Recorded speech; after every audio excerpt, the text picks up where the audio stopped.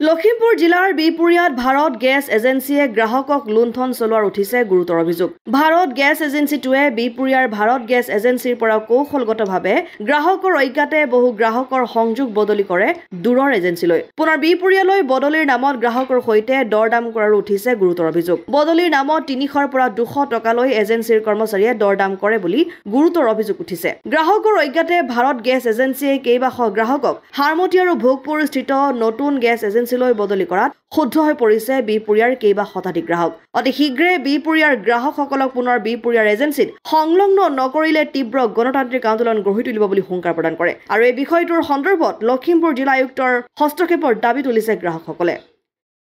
Bharat gas এজেন্সিৰ বিষয়ে যেটো আমি এতিয়া হাৰাসমেন্ট পাই আছো, মই অকলে নহয়, আমাৰ গোটেই গ্ৰাহকে পাই আছে। আমাক নজনোৱাকে তেখেতসকলে বোলে আমাৰ কাৰ্ডটো ভোগপুৰত ট্ৰেন্সফাৰ দিলে। আমাৰ দাবী এইটোৱে, তেখেতসকলে যদি ভোগপুৰত ট্ৰেন্সফাৰটো দিব লগাই অত্যন্ত জৰুৰী বুলি ভাবিছিলে, আমাক এবাৰ তেওঁলোকে গ্ৰাহক সভা পাতি পেলাই জনোৱাটো দৰকাৰ বুলি আমি ভাবিছো। যিহেতু এতিয়া আমি গেছ ল'বলৈ যাওঁতে কি কয়, বোলে আপোনাৰ হেৰিটো গেছটো ইয়াত নাই নহয়, ভোগপুৰতে আছে, আপুনি ভোগপুৰৰ পৰা আনিব লাগিব।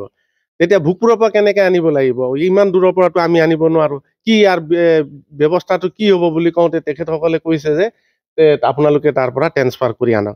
এতিয়া মোৰ গাঁৱৰ পৰা বহুতো দাদাহঁতে গৈছে ভোগপুৰত, এদিনত কাম হোৱা নাই আপোনাৰ। এদিন, দুদিন, ৩ দিনলৈকে তাৰমানে আপোনাৰ সময় লৈছে, তথাপিও কামটো হোৱা নাই। জিলা প্ৰশাসনেও এইটো বিষয়ত তেওঁলোকে অলপ তদন্ত কৰিব লাগিছিলে, যদিও কৰা নাই। আৰু এতিয়া কৰিবলৈ আমি তেখেতসকলক অনুৰোধ জনাইছো, আমাৰ গেছটো য'ত আছিলে ততে আমি পোৱা ব্যৱস্থাটো কৰি দিবৰ কাৰণে লখিমপুৰ প্ৰশাসনক বা গেছ এজেন্সিক আমি অনুৰোধ কৰিছো। আমাৰ দাবী এইটোৱে। কিন্তু মোৰ গাঁৱৰ মানুহে যথেষ্ট সংখ্যক মানুহে পইচা দি পেলাই ট্ৰেন্সফাৰ কৰিছে। কিছুমানে ৩০০ দিছে, কিছুমানে ২৫০, যোনে যিমান পাৰিছে সেই পৰিমাণে দি পেলাই ট্ৰেন্সফাৰ কৰি আছে। এই এসপ্তাহ ভিতৰত যদি আমাৰ তেখেতসকলে যদি কাৰ্ডটো ট্ৰেন্সফাৰ কৰি ইয়াত আনি নিদিয়ে, তেতিয়া আমি তাত গোটেই এই ১০-১২খন গাঁৱৰ মানুহ মিলি গৈ পেলাই বিপুৰীয়া ভাৰত গেছ এজেন্সিত আমি ধৰ্ণা দিম।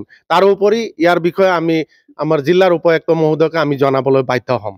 আমি তেওঁলোকক অতি সোনকালে আমাৰ যেনেকে আছে তেনেকে গেছটো কাৰ্ডটো আগৰ জেগাত আনি দিবলৈ আমি তেখেতসকলক অনুৰোধ কৰিছো।